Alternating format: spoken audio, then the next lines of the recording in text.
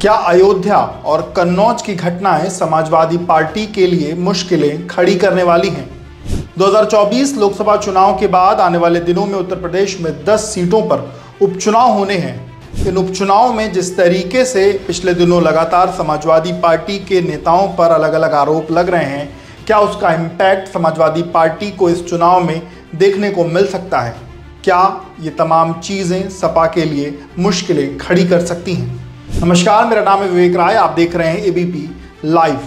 अयोध्या में जिस तरीके से एक घटना हुई जिसमें एक नाबालिग लड़की ने समाजवादी पार्टी के नेता के ऊपर आरोप लगाया और उसके बाद जो कार्रवाइयाँ हुई वो सबने देखी, पर जो परसेप्शन एक बड़े इमेज पर बना कि सपा जिस तरीके से क्या अपने लोगों को सपोर्ट कर रही, क्योंकि लगातार पीडीए की बात समाजवादी पार्टी करती रही, पर जिस तरीके से अयोध्या की घटना हुई उसमें भाजपा ने ये सवाल खड़ा किया, क्या जो समाजवादी पार्टी का जो पीडीए का नारा है वो सिर्फ दिखावे का है?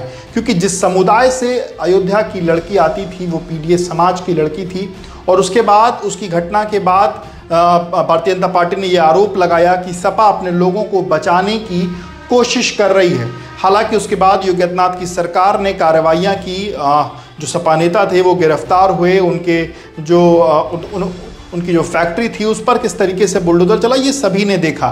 पर एक बड़े स्तर पर जो परसेप्शन यही बना कि जो समाजवादी पार्टी है क्या वो लोगों को बचाने की कोशिश कर रही? भाजपा ने परसेप्शन बनाने की कोशिश की, और उसके थोड़े ही दिन बाद पिछले 2-4 दिनों के बीच के देखा जाए तो जिस तरीके से कन्नौज की घटना निकल के सामने आई, उसमें जिस शख्स का नाम निकल के सामने आया नवाब सिंह, उसको भी ये कहा गया कि वो समाजवादी पार्टी का करीबी है। डिम्पल यादव के प्रतिनिधि के तौर पर भी कुछ लोगों ने उसको संज्ञा दी। ये तमाम चीज़ें कही गई, और फिर उसके बाद वो शख्स भी जो कन्नौज में पकड़ा गया वो भी एक नाबालिग के साथ ये कहा जाए कि जो आरोप लगा है कि उसने एक अलग फेवर मांगे, ये तमाम चीज़ें हुई। फिलहाल वो व्यक्ति भी गिरफ्तार है, पर समाजवादी पार्टी के नेताओं के ऊपर ये जो आरोप लग रहे हैं, क्या इन आरोपों के कारण समाजवादी पार्टी को आने वाले दिनों में मुश्किलों का सामना करने वाला है? भारतीय जनता पार्टी क्योंकि लगातार इस बात का माहौल बनाने की कोशिश कर रही है कि समाजवादी पार्टी के जो लोग हैं वो इसी तरीके के लोग हैं, और नेताजी मुलायम सिंह यादव के वो बयानों के पोस्टर भी हमने पिछले दिनों देखे तो जो भाजपा के लोगों ने लगवाए थे कि लड़के हैं, लड़कियों से गलतियां हो जाती हैं। भाजपा लगातार इसी बयान को आगे बढ़ा रही है और कह रही है कि सपा की यही मानसिकता है, सपा इसी तरीके से सोचती है।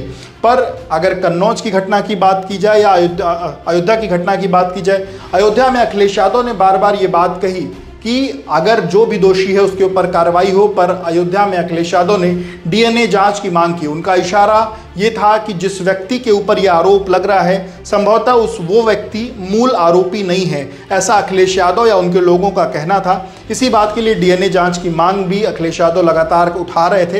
हालांकि डीएनए की सैंपलिंग की बात तो सैंपलिंग जो है वो हुआ है, फिलहाल उसकी रिपोर्ट जो है वो आने वाली बची है। वहीं अगर कन्नौज की घटना की बात की जाए, वहाँ भी भाजपा ने पूरी तरीके से इसको माहौल ये बनाया कि जो नवाब सिंह व्यक्ति है वो समाजवादी पार्टी का है। इनफैक्ट उसमें सच्चाई भी रही है, पिछले समय पे समाजवादी पार्टी के साथ वो व्यक्ति रहा। पर सपा का जो कागज, सपा ने जो अपना कागज जारी किया, सपा ने अपने कागज में ये बताया कि पिछले 5 साल पहले उस व्यक्ति को समाजवादी पार्टी की प्राथमिक सदस्यता से निष्कासित कर दिया गया था और अब वो सपा के साथ नहीं है।